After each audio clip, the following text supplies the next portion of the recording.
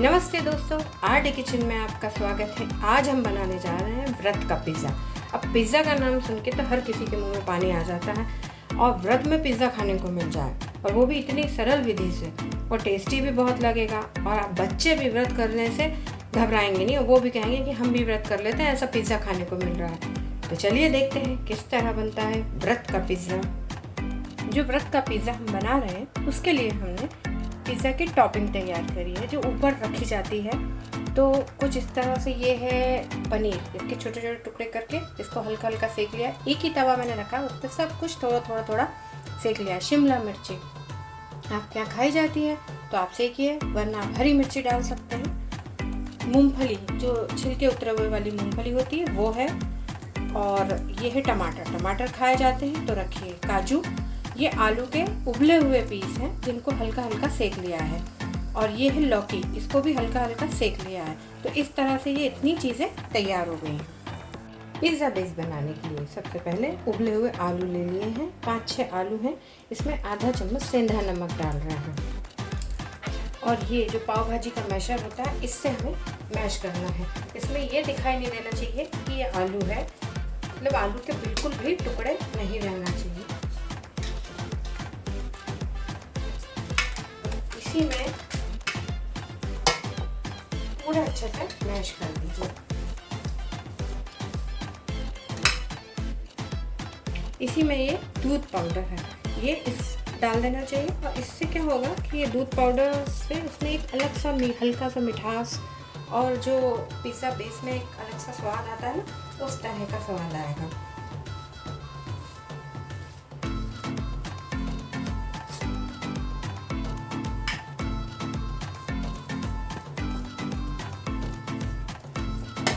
अब इसमें 1-2 चम्मच साबूदाने का पाउडर डाल दीजिए। इससे क्या होगा कि ये ऊपर से कुरकुरा होगा। जो पिज़्ज़ा जिस तरह का रहता है कि ऊपर से क्रिस्पी लगे और अंदर से सॉफ्ट लगे, तो ये साबूदाने के कारण होगा। ये अब इस तरह से आटा गूंथकर तैयार हो गया।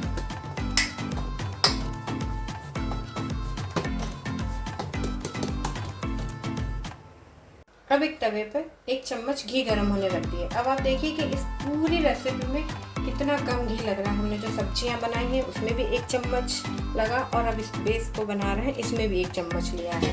और ये जो आटा हमने तैयार किया है इसको इस तरह से इस पे रख के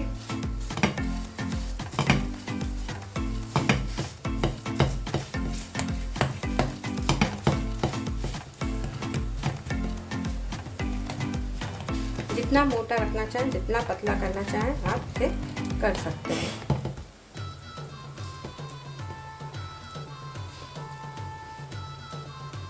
बस इसमें ये इस तरह से थोड़े छेद कर दीजिए जिससे अंदर तक सिकता भी जाए और पिज़्ज़ा जैसा दिखाई भी जाए।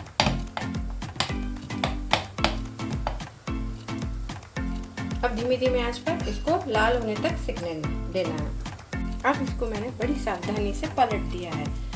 अब इस जो दूसरी साइड है उसको धीमे आंच पे लाल होने देना है। और ये जो ऊपर की साइड है इस पे हम टॉपिंग करेंगे तो ये दोनों साइड से एकदम कुरकुरा लगेगा। ये पिज़्ज़ा बेस बनकर तैयार हो चुका है, काफ़ी कुरकुरा है, ये देखिए। और इसका विशेष ध्यान ये रखना है कि ये हमने बना के रख लिया है और बिल्कुल ठंडा होने दीजिए। उसके बाद इसको ना पिज़्ज़ा के ऊपर की टॉपिंग वगैरह सजाइए, क्योंकि जितना ज़्यादा ये ठंडा होगा उतना ज़्यादा ये कुरकुरा भी होगा और फिर जो चीज़ें आप इस पर डालेंगे वो पिघलेगी नहीं। तो सबसे पहले हम इसमें टमाटर की चटनी डाल रहे हैं।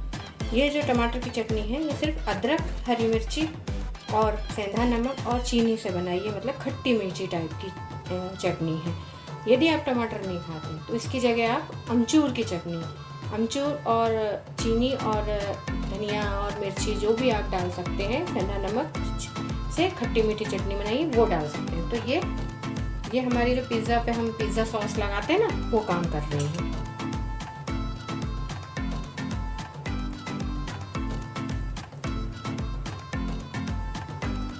अमचूर की चटनी भी उतनी ही स्वादिष्ट लगती है और टमाटर की भी बहुत अच्छी लगती है। तो जो आपके घर खाया जाता है उस हिसाब से आप इस पर लगा लीजिए।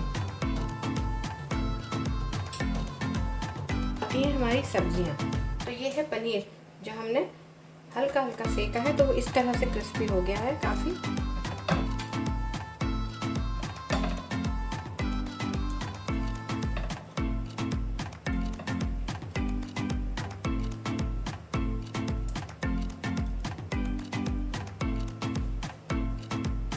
है शिमला मिर्ची की बारी। शिमला मिर्ची नहीं खाई जाती है तो बिल्कुल मत डालिएगा। हरी मिर्ची के लंबे लंबे पीस करके, लंबे लंबे से चीरा लगा करके और उसको हल्का सा सेक के इस पर लगा दीजिए, तो वो भी उतने ही अच्छे भी लगेंगे और स्वाद भी देंगे। अब आलू की बारी।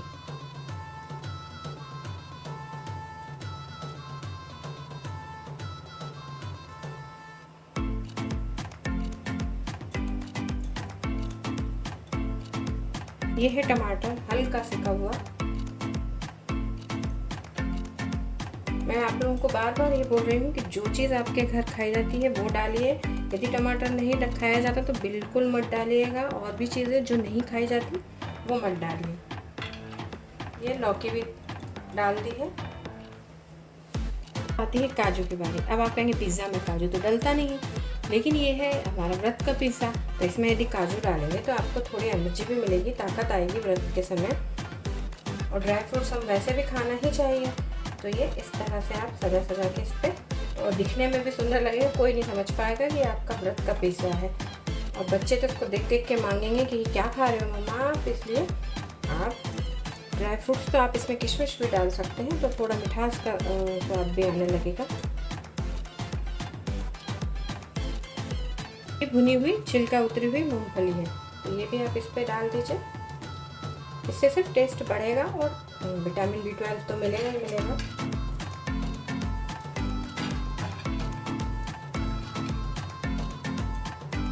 अब है चिली फ्लेक्स। चिली फ्लेक्स यानी मिर्ची जो कुटी हुई रहती है, घर में कुटी हुई मिर्ची लाल जो होती है वो डाली है। आप यदि लाल मिर्ची नहीं खाते हो तो मत डालिएगा। और काली मिर्ची,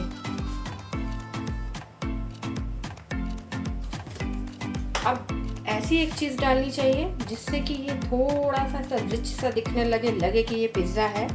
तो इसके लिए सबसे ज़रूरी चीज़ क्या है कि आपका पिज़्ज़ा का जो बेस है ये ठंडा होना चाहिए।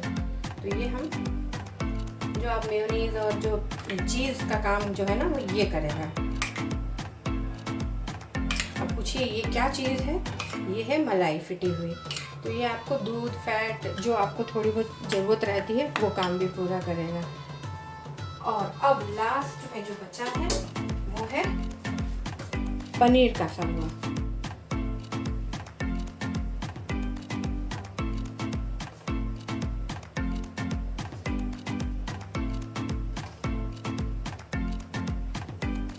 अब आप बताइए, आप समझ पा रहे हैं कि ये व्रत वाला पिज़्ज़ा है? तो तैयार है हमारा व्रत वाला पिज़्ज़ा। यदि ये वीडियो आपको पसंद आए तो please like, share and subscribe करें। Thank you.